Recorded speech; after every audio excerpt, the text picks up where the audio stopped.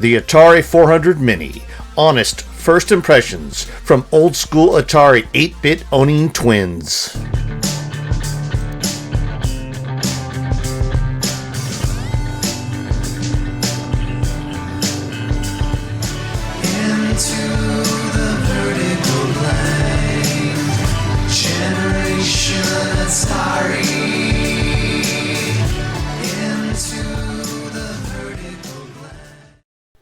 The Atari 400 Mini arrived for both of us late last week. Here are our first few very candid discussions on what we like and dislike about the system. Okay. Hey, Steve, what are we here to do today? We're here to talk about the Atari 400 Mini. We are going to talk about the Atari 400 Mini. Came a couple days ago, and we have had some time to play with it for a few days. And we want to give our first impressions, second impressions, and I guess third impressions. Okay. So, do you want to start with just your first impression, or do you want to? I don't want to do what. Let's do a first impression. My first impression is of the packaging. Let's just say the packaging is absolutely beautiful. Okay, so here is the box. The Atari 400 Mini, front of the box. Yeah. It's a good-looking box. That is that looks like the Atari 800 box that was under the Christmas tree, Christmas 1983. I love the colors. I love the silver. I love the rainbow Atari logo. I love the way the 400 looks, even though we got an 800. I love it. I love it. It really brings back sweet nostalgia memories. The packaging does. And here's you like this? It's upside down. Yeah. This has this side has a picture of all of the Atari 8-bit computers on it and a 5200. That's pretty good, cool.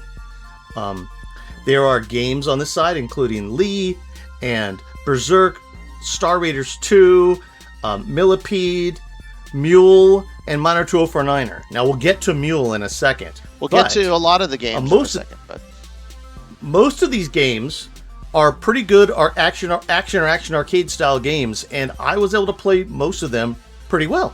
So we'll get to that in a second. I'm happy for you, Jeff. So let's open the box. So in the box is something interesting. There is a manual that I think, if you can show, the manual is beautiful as well. The manual looked like Atari catalogs from back at this time. And it's great. It's a great manual for one page. It's very light on content when you open it up inside, which is unfortunate, I think. Unfortunately, you're probably going to have to show scans of this or something because you can't really see it on the camera. Yeah, or something. But here's a QR code. Yeah, I'll bring up some. The QR code will take you to a website where they have. I mean, I went there to look at the directions. They aren't really great directions for the games. I wish they had. They're not the scanned manuals or anything. They're kind of like brief rundowns on how to play the games, which I feel a little cheated by. I'll be honest with you. I think they really should have. For $120. $130. I think really having scanned manuals on the console inside the emulator would have been a really nice touch and a way to go forward with adding more games. So I think that's a miss for me, honestly. But let's say the packaging, great. The presentation, cool. The other thing I like, let's talk about the actual Atari 400 console itself, mini console itself. It's darling. It's darling. It is being dwarfed Stonehenge-wise by the joystick. Just like Spinal Tap Stonehenge is dwarfed by the joystick. It's very cute. It has a power button on the back that I haven't got to work to turn it off, but it does turn it on, but it does not turn it off. I have to pull out the power to turn it off. Does you have to do the same thing? You know what? The power button is a little tricky. You're right. Yeah. You're right. Which is kind of weird to me. I do wonder why at least the function button, the option select start reset, cannot function on there. Okay, so here it's darling. See my USB stick almost dwarfs the console. Yeah, it does. It does. It almost dwarfs the console. In fact, this is an old school USB stick for the old school console. It's an Atari 400 console that's in danger of being crushed by a thumb drive, basically. So or a joystick or CX40 or CX stick or whatever that's called. So it is cool. The other thing I love about it, I love this. I love that it comes with cables that are colored the tan color. Yes. That's a really nice addition. The tan colored cables are great. It really adds to the.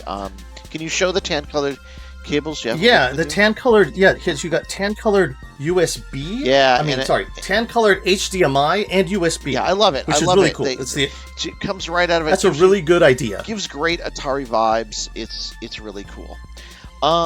So what do you think of then the interface when you?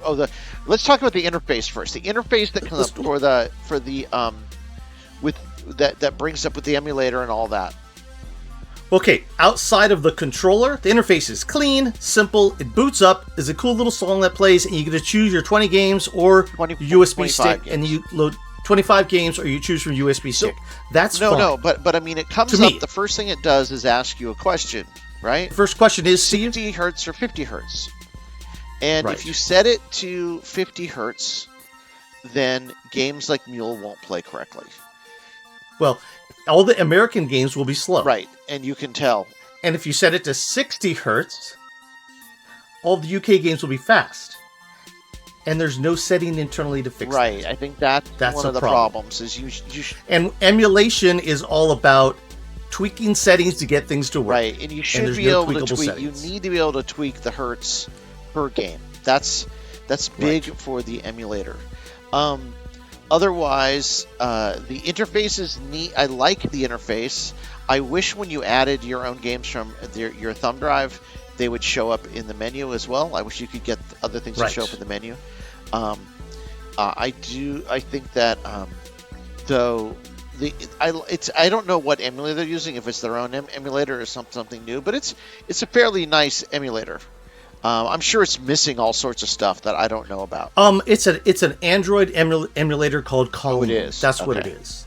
So it is not one of the ones that everybody uses them. I don't think it may be based off of Atari 800. I'm not sure, but because it's a different build, there's things maybe in it that we don't know aren't parts of it yet. Maybe you can't go above 128K, things like that. So there may be pieces of this. You can talk a little bit about that. So we've got the interface, which I think is clean. It's nice. Let's talk about the stick then.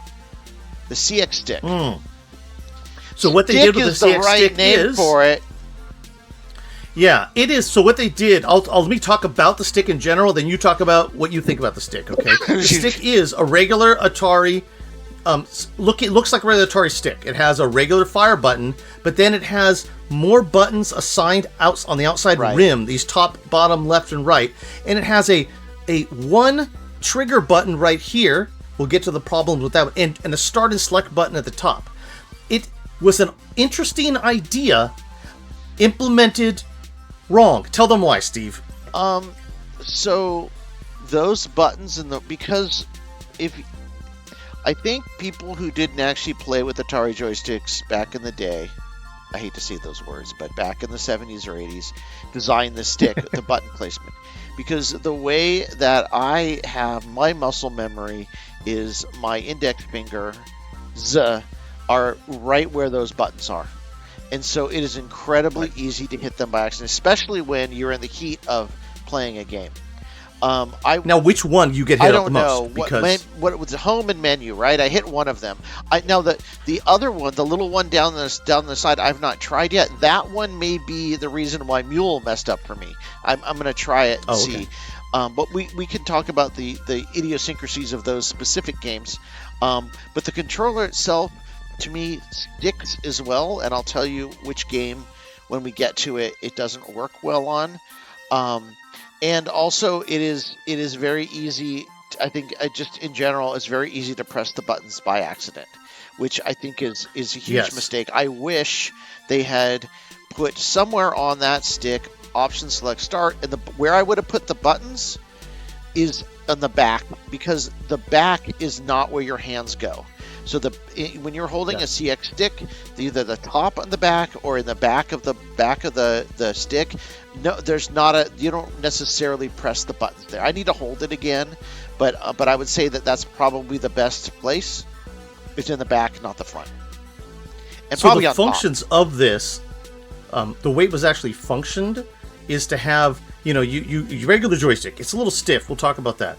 But if you press the home and select together, you get an on-screen keyboard. Works. Cool, yeah.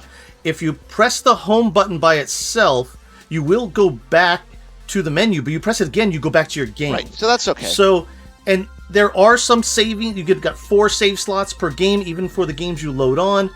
The idea about the features they put into it is good. Me, implementation-wise, I fumble with every button on the stick. The start option and select are just on different spots for different games. I know, I don't like that at all. You can map them. There needs to just be the start option select buttons, like you said. Somewhere on there. On the stick, the stick was an interesting idea, but not implemented very well. They need to put out a stick that does this better. Yeah, I think my frustration, I'd say, with this is that they needed to focus group test this stuff with real people who are going to use a console like this, because they could have found this stuff out much earlier than what they did. I think they got it out very fast. I think in some ways they thought they knew best. I don't think they know best. My feeling is Atari people did not work on this, or people like Atari. I feel like it's Commodore people who are asked to make an Atari product, because the retro games is only done Commodore products in the past, right? I think they did a Spectrum too. Okay, I think. But they do the Amiga and the Commodore 64 Mini and the Maxi. But those machines were incredibly popular there. They should have asked people who actually been using the machines for the last 30 years, not the last year. Maybe they do know a lot about it, but if you didn't actually play games like hardcore, like we did on the 800, 400, 800, then you wouldn't know what happens when your fingers go and press those buttons by accident. So I think they needed to use more people then that maybe held the stick a different way. But as it is, many times when I'm playing a game, I drop out because I hit that. And in Boulder Dash, for example, if you hit that menu button while you're playing a level, it drops back out to the menu and you're done. So you don't even get to continue playing your level. Also in Boulder Dash, pressing down sometimes doesn't work at all. So, and I can't tell exactly where or when, but like the down on the joystick doesn't work in Boulder Dash. It sticks. Now maybe that's just my stick, but Boulder Dash is a playable game for me, because either I'm going to hit that home button or menu button, I don't know which one, and it's going to dump me back out to the title screen and then it starts over. Or I'm going to be playing and I'm going to press down and a rock's going to crush me because I went the wrong direction. So Boulder Dash is a game that requires very precise joystick usage, and you don't want to just dump out to the menu by accident. So that to me is very frustrating. Now, maybe you could reconfigure the buttons on it to make that menu button not do that and have it be a different button, and maybe that's fine. That could be possible. I don't know. I haven't tried it. But the default doesn't work. Got it.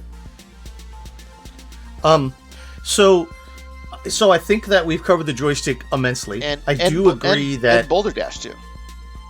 And Boulder Dash. We'll talk about some of the games in just a second. Let's talk a little bit about... Boulder Dash, by the way, and getting frustrated by the joystick. We'll go put it up right now. I'll put it up. There's other video stuff we'll put up, too, while we're talking about them. One thing about the emulator, not the problems with the emulator yet, but what you can choose for each game that you load on. So if you can load ROMs on very simply, you put them in the root of a USB stick, only 255 files per folder, so you need to split up into separate folders. Once you've done that, you just pick a game and you run it. Now you pick it, and then you can choose options for what machine it runs on. You can choose 400, 800, 5200, and I think 130XE. Maybe you'll choose 65XE and XEGS. But you can't do any more than that. And so the problem that you have is you can't choose Atari 400 with PAL. You can't choose above XEGS with 100 with 1000 with 1 meg so that you can play Atari Blast. There's things you can't do with it, but what is there, I've got to fumble around and get to work. It's not the best. You don't have very many options, so it's okay. You can load your ROMs on, you can choose a machine, you get the very basics. Like unfortunately, you just get the very basics of what you can do. Right. And it works, but it leaves a lot to be desired. Did you load on any games that you tried that you needed to go in and play with the settings? No. I did. What games? I did. I loaded on Atari 400 game, K-Razy Antics, I think it was, that usually only runs in the 400. It worked. So I was able to get a few things like that to work. So before we talk about loading on ROMs, the game's built in. Let's talk a little bit about the ones you tried. I tried Asteroids, and I liked it. You know, I played Asteroids before, so that was decent. I played Berserk, and Berserk is hard. I didn't remember it being this hard, and it has the voices. I don't know if the voices are new or not. I don't remember them from. I don't even remember. Voices in Berserk 5200 was version. on the 8-bit. Is this a new version of Berserk? So this is there was a I have a cartridge of Berserk that is the before it was like the pre-release version. So I have a pre-release cartridge. It does. They took that, I think, and they made it into a final version. Okay. So, well, that's cool. So you've got. So I played Missile Command, which actually worked really well. My Missile Command just died in the middle of emulation, but it may have been the system I was playing. Yeah. On. Like I probably chose 130XE instead of 400. And so I'm just playing by default. I played Mule, and this is where I first started getting an indication that things are going to be not quite so great. So Mule, if you play in 50 hertz, like, you know, because you want the UK games to work, the 50 hertz Mule is too slow. So both. Well, tell them why you have 50 hertz on there first. Why did you start with 50 hertz, Steve? Because you told me to. Yes, because I told you to. Because I thought that when I started playing this, I couldn't get some things to work, and I figured, I might as well start at 50 hertz to get other games to work. I recommended that to you. You did it, and then Mule didn't work and ran slow. You went back to NTS. And also, you went back to 60. Also, not just the music plays slow, and I could tell it right away. And also the controller had a lot of lag. Right. When I put it in 60 hertz, it was back to playing normal, which was great. But when I started playing the game, I noticed that there's some graphics missing. Right. At the very least, the mules in the mule store are not displayed. There's some other. I read online, and I hadn't seen this, but I didn't look that closely. There's some letters and some other things that are missing as well in certain places. Yes.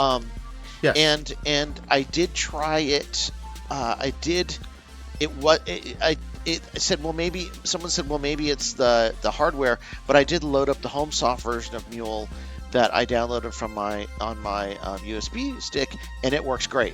It also has slightly different graphics, the HomeSoft version. So I'm not sure if the HomeSoft version is a slightly later version that was released or something. I don't know, but it's the one that I remember playing when we were so kids. This is what happened with some of those games. Originally, when I used Atari 800 Win, which a lot of these emulators were built off of the Atari 800 core. I don't know if Colleen was. It may have been a fork, right? That version in like 2005, I want to say, would try to play Mule, and some of the graphics were messed up.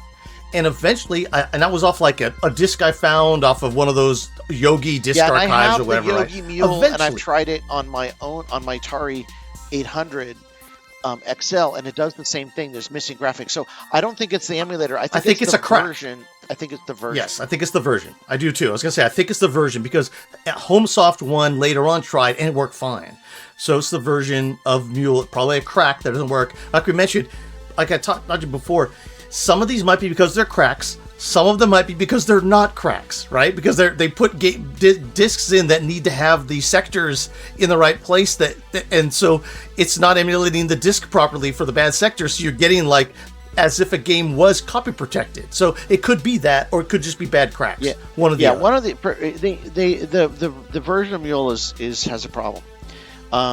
The other game that really kind of this made me very sad. Seven Cities of Gold.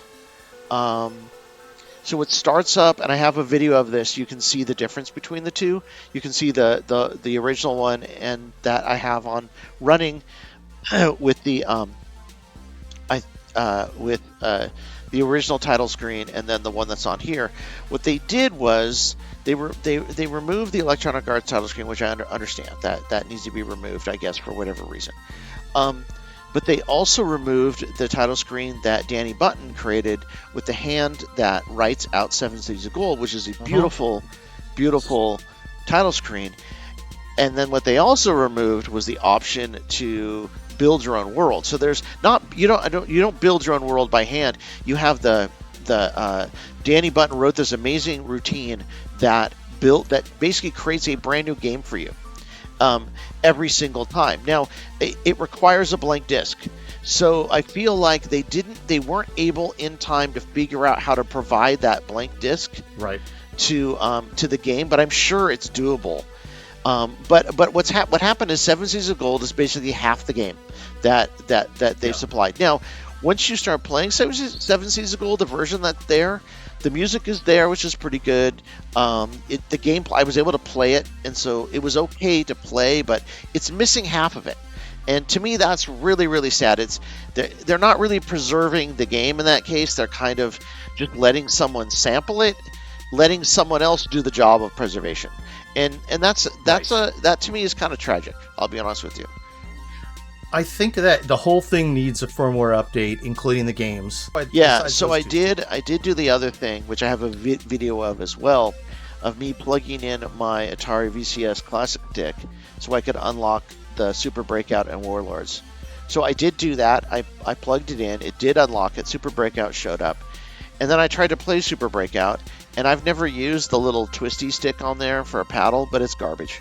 It doesn't work at all. So at least mine doesn't. I don't know if this was that, but I mean garbage. It's paddles are very. I played Breakout in 1979, sitting in Carrie's bedroom. Our friend Carrie's bedroom for hours, and I just instinctively know how the paddle is supposed to move. You and the paddle were one. Yeah. The paddle and I are one, and this is just not. Can you use any other controller with it? Can you use the joystick? I know it's not a good controller, but can the it's joystick really be used weird. Okay, so what was funny is I had to plug in. So you can it works in the second USB slot, and it will move stuff around on the screen. But once you go to play the game, then you have to plug it in to the first USB spot. USB slot to actually be able to play. But then there's something you couldn't do unless the other joystick was plugged in. I was like, this is just stupid. Like I had to keep, and maybe I did something wrong, but it seemed like I had to unplug one stick and put the other one in just to get a game of Breakout going. It was kind of a pain in the butt. Yeah. So what else is on our list? What about the other games for you, Jeff? So I played half a dozen of the actual games that are on it. With mostly success. I think I had some hiccups, but there were games that I think Missile Commander's the only one was a problem, and I'm not sure why. It worked the second time. First time I just died after the first level. Could just be an emulator little hiccup. But I loaded on a bunch of Activision games. So I played Dreadnought Factor, worked beautifully. Awesome. I played the Keystone Capers, the version that's on for the Atari 100, that worked great. I played River Raid, that worked great. So those were working great. And I tried a bunch. I really wanted to push the emulator a little bit, so I played those games by CBS, the K-Star Patrol, K-Razy Shootout. Those all worked. I had to set one of them. I said to Atari 400, but those work. So it works for the type of thing that I wanted it to do, but I was really hoping to use Pinball Construction Set and stuff with it, and of course that's not going to work because you can't save to a disc at the moment, and they need to up that game, because that would be so fun to show construct a pinball machine on your Atari 400 Mini or something. It'd be really cool to do. I do something think like that Pinball Construction Set is a big miss. I think that more Synapse games is a big miss. I think they should have had. Blue Max, or at least, would have been great, but the Zeppelins and the Fort Apocalypses and the Seamuses. I think not having any Adventure International or automated simulation games like Epics, like Temple of Apshai, stuff like that. I think those are misses. Epic's games, the Commodore 64, all the Commodore 64 packs that come out are just full of Epic's games only. Where are the Atari Epic's games? The other thing I would have really liked to see is a role playing game on there, like to show a real 8-bit role playing game.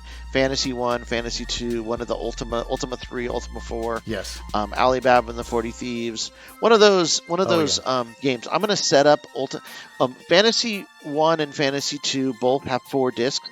So unfortunately, I think you can only load up to 3 discs on it, or you can make a play. I guess John Gen X Grown Up said that you could make a playlist. I haven't figured any of that out yet about how to even load multiple discs in. But Ultima, Gen X Grown Up has great stuff on all those. So that's Ultima 3 is only 2 discs, so I do plan to load that up and see if I can play it, because I especially like the ability to rewind. I think it would be useful in Ultima, and the ability to have a save slot. I think all that stuff is cool. But I do want to try that. I just need a different controller. My controller, maybe mine doesn't work. It sticks badly. I hit the buttons. Try this. Try this.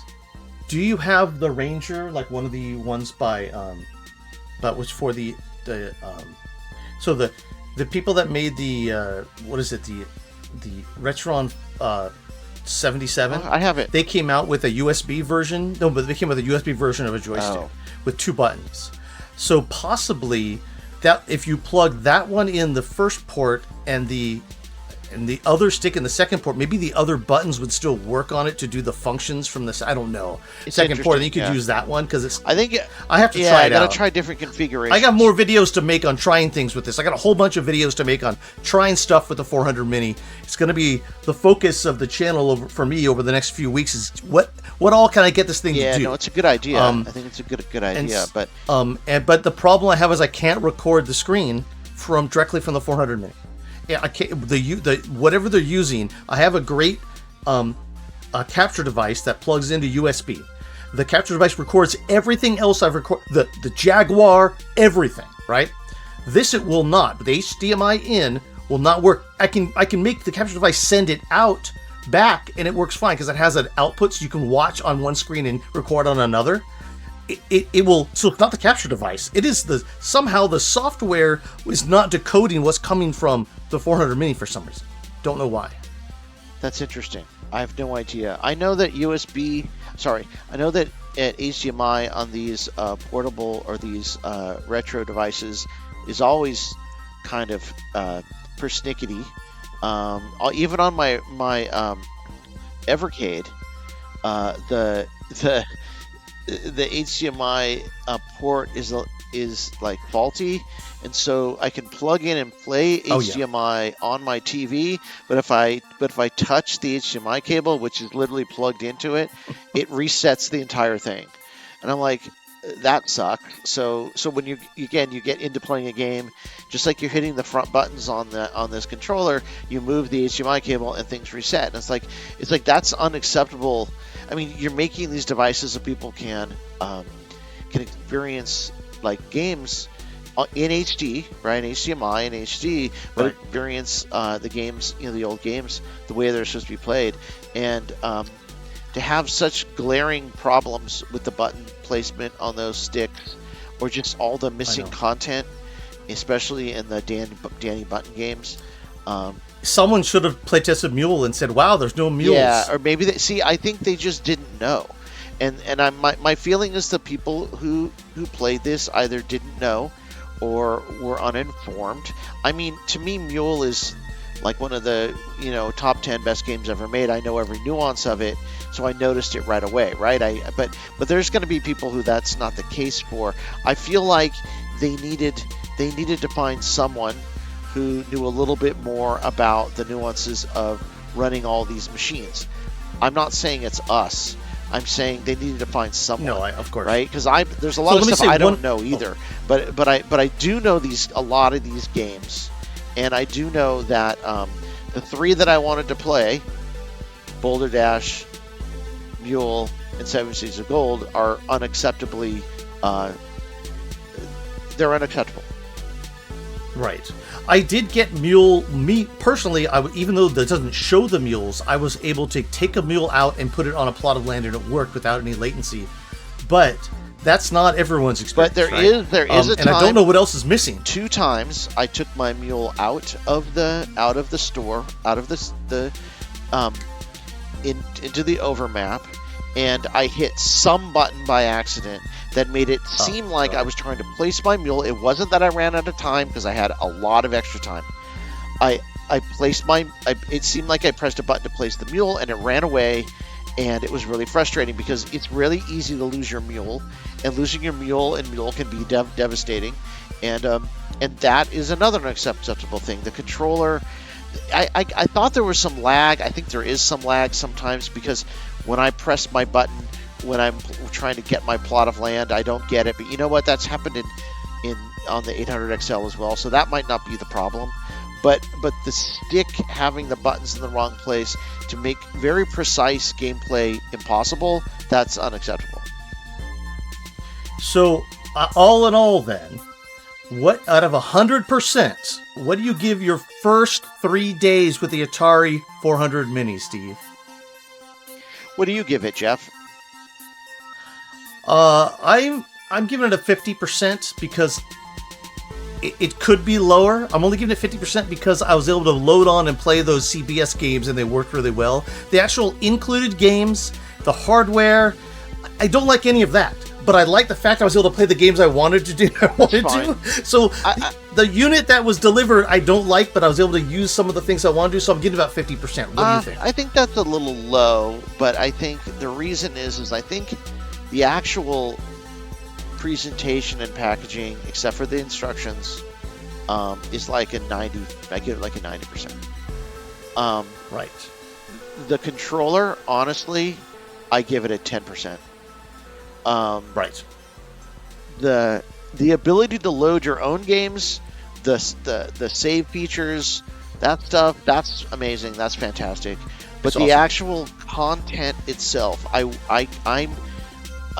the fact that I couldn't play the 3 games I wanted to play that were included. I could probably find the ROMs myself and play them, but part of this is like introducing new people or who people have never played these games before, and if they run into these same problems, they're going to say, well, these games are garbage. And I think to me, it's a tragedy if someone plays this and they're like, oh no, I do think that these old Atari games suck because whatever, because I can't play Mule or whatever. I think that's a tragedy. So to me, I agree with you. Right now, if you add it all together, I give it 50%.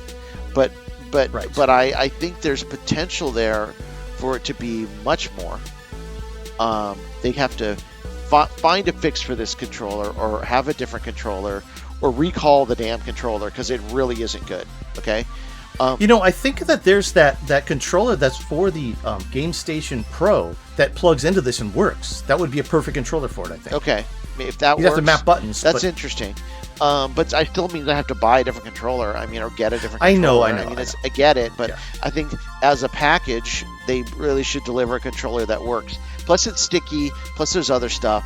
I think the controller's a huge problem when it could have been a big win.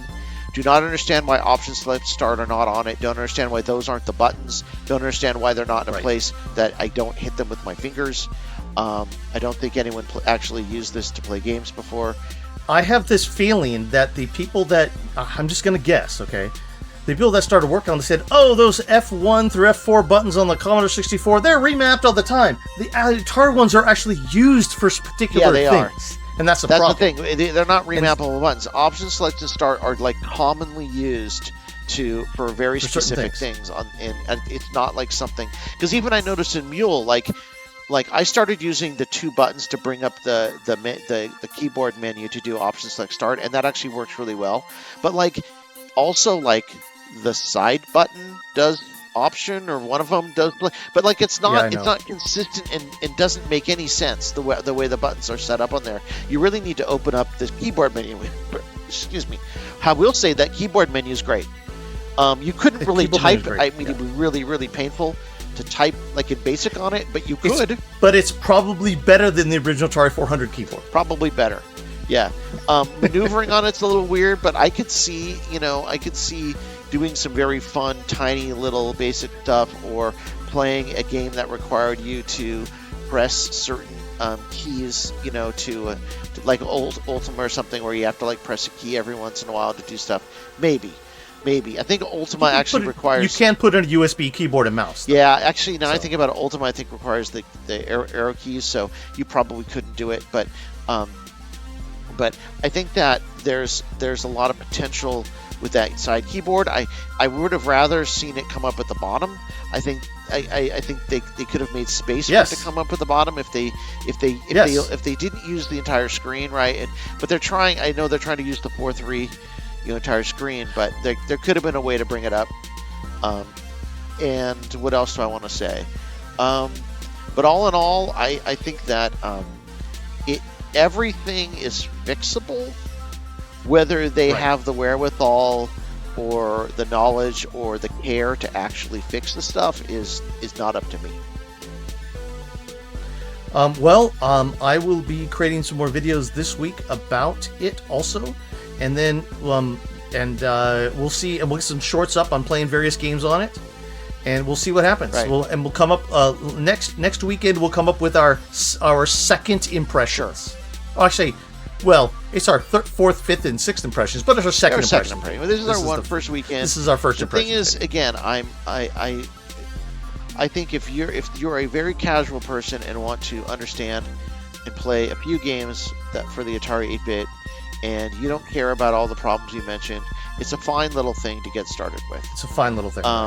But I would say that if you at all are an enthusiast or wanted to bring back some nostalgia or feel the actual nuances, it's not going to work for everybody because of some of these problems. Here's one thing: a casual retro gamer who does this stuff. Okay. If you're a retro game guy who likes to play with this stuff, you can use a different joystick and get it to work. If you're just a casual guy picking this up at Target for $120, which will never happen, by the way.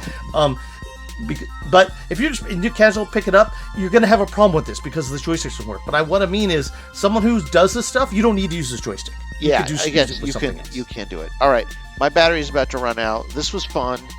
I'm sorry, I really wanted it to be more than a 5. Hopefully they can do some fixes. I think it has the potential to be an 8 if they can make some of these fixes. But right now, for me, it's a 5. Or 50%, whatever we're saying. All right, we'll get a second impression. 50%, 5, 8 out of 10. I don't know. We'll get a second impression later the next week, and we'll find out if it's improved at all. Cool. Maybe there's a firmware update by then too. You never know. They do that with the 2600 Plus. They got a firmware update. There's no official firmware update for the 2600 Plus, by the way. I saw that online. There's only the unofficial firmware update. Into the vertical blank.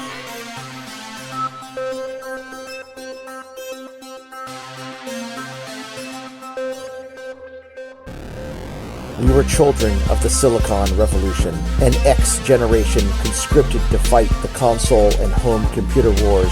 A product of an analog 70s childhood, we came of digital age in the 80s, believing we could affect the world 8 bits at a time. Armed with joysticks, full-stroke keyboards, Jolt Cola, and MTV haircuts, we proceeded into the vertical blank. There, we stayed up late at night, devising incantations from D&D rulebooks and beginner's all-purpose symbolic instruction code. Video games were the match, and programming was the fuse, as the infinite possibilities of the digital world exploded into the internet age to come.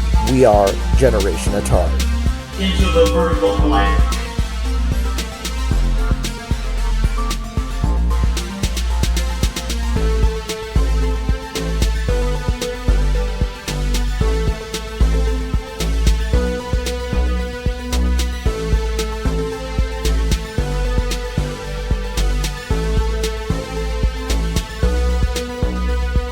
We are the forgotten generation, a misplaced slice of the 20th century when birth rates were as low as expectations for the future. We lived under the threat of constant nuclear annihilation, playing outside, but always inherently knowing the future was indoors. We are the second half of Generation X.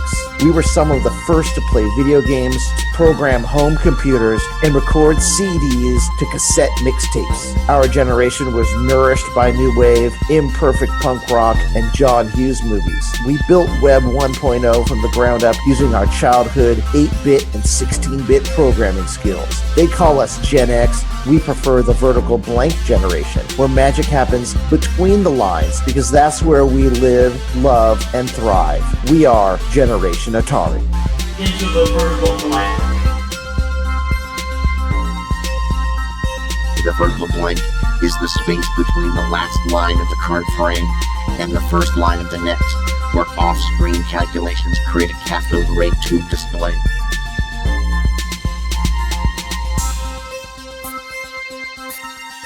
Exists literally between the lines, invisible yet all-seeing, in a void where magic occurs that is never seen, only experienced.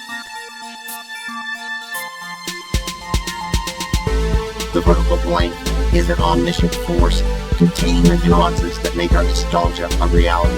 It's the transcendental location that holds our best memories, biggest joys, greatest fears, and our most terrible losses. You've been warned. You can stop this tape now, turn around, for once you've entered, there may be no escape. All the scan lines have been written. It's time to enter the vertical blank. Into the vertical blank.